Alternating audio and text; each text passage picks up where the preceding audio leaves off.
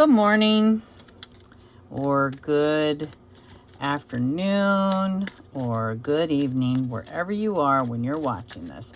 I just want to share some thoughts with you, and I thought maybe I would pull some cards as I'm talking about this real quick.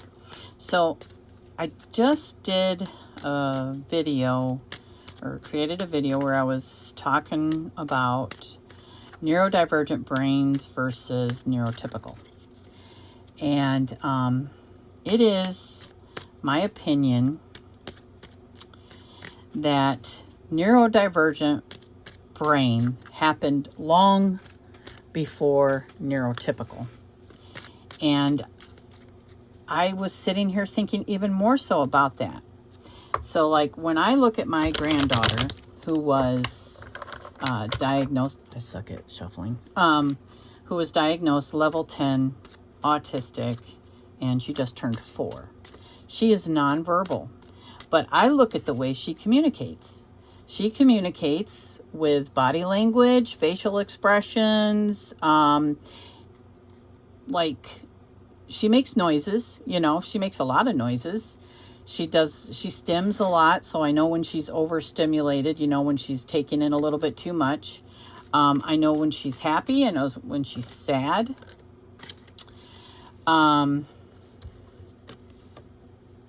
So maybe that's grandbaby. Anyway, so I know these things. Oh goodness, can you even see that? So I know these things about her, and I think about, my brain goes back to, if we were neurodivergent first, think about if Neanderthals were here before, like the time of creation in the Bible. If we were to actually put a timeline on that, like Neanderthals have been here before, maybe if we kind of parallel the Enuma Elish with the Bible. So these are all hypothetical ideas, okay, obviously. But if Neanderthals were here first and they communicated telepathically like birds, and they didn't have a language, and then here we have these star people come and they're like, well, we can use these Neanderthals. We can mess with their DNA and we can turn them into workers. But in order to do that, we have to make it to where they can communicate. So here we have, we're going to do something to their DNA. All of a sudden, I feel like they are making, a big change to us. They are creating something that they can communicate with. They're creating the neurotypical brain. And I think about my last video, I had a comment about ABA therapy, that it is cruel. And I'm not saying that it's not, okay?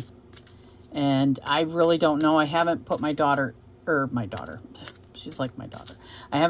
We have not started the ABA therapy with my granddaughter.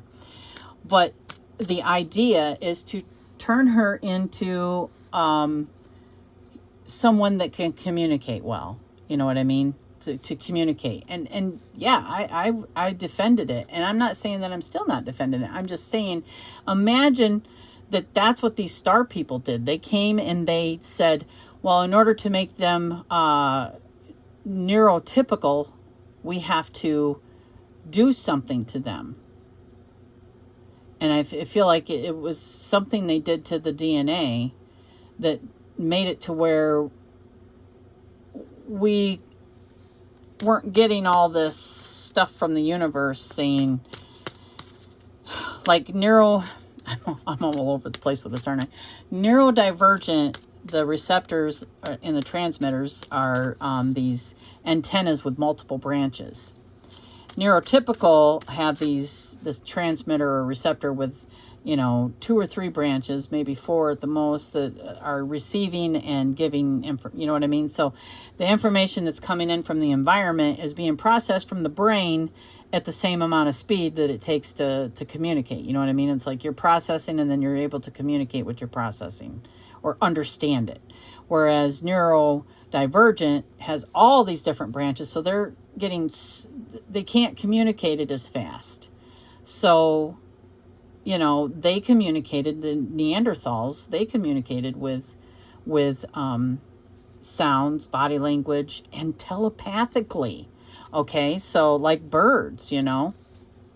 So, and then if we were to give the Neanderthals this ABA therapy or whatever, it's so that, you know, they would fit in with us. We could tell them what to do and they could do it. They would understand us, you know what I'm saying? But I'll bet, because I see how perceptive Lennox is with her, you know, with other children, with her teachers, and with people. Like, there's very few people that she dislikes, but she does dislike some people, and I pay attention to that. Interesting, right? So I pay attention to the people she doesn't like.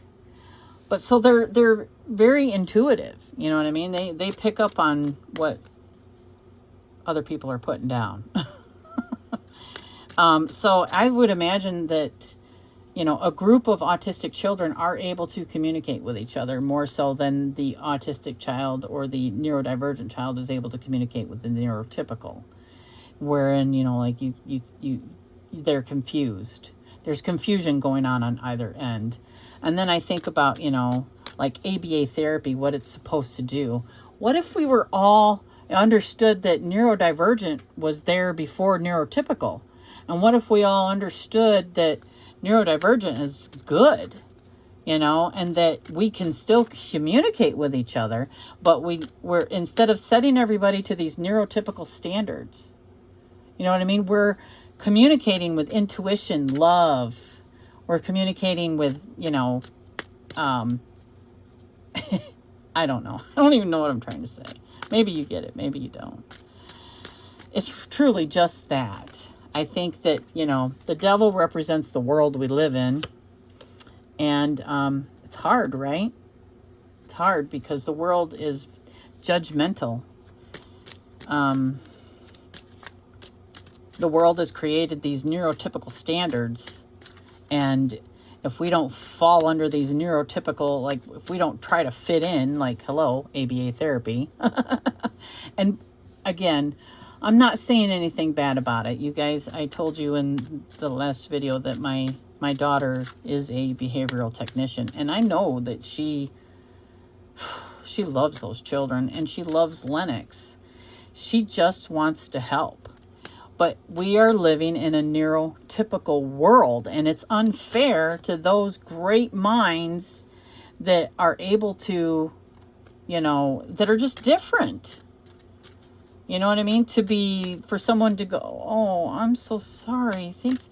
You're neurodivergent? Get out of here with that. There is nothing wrong with being neurodivergent. Nothing at all. And I think how beautiful my granddaughter is and all the beautiful things that she's able to do. Imagine if we only communicated telepathically and with body language. Well, nothing would get lost in translation, would it? You know what I mean? There would be no misinterpreting words, or, you know, body language would say it all. And guess what, folks? We're happy. Sometimes we're sad. Sometimes, we have a bad day. Sometimes we just want to cry. Sometimes we want to be happy and live in the frickin' moment. We're going to communicate that. And then if we use neurotypical standards to judge each other for, oh, you're this way and you're that way, everything does get lost in translation, doesn't it? Yep, just my thoughts. Let's see, one more card for what I was just talking about. You know, there's always someone out there that doesn't like what I have to say. Oh, my goodness. But you know what?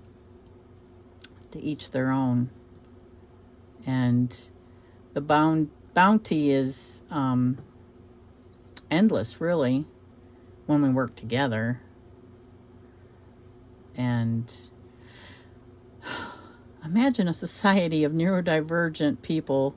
And neurotypicals are the ones that need to learn the neurodivergent language. I think that we would have less bad intentions towards each other. Just my opinion. I hope everyone has a blessed day, and thanks for humoring me and listening.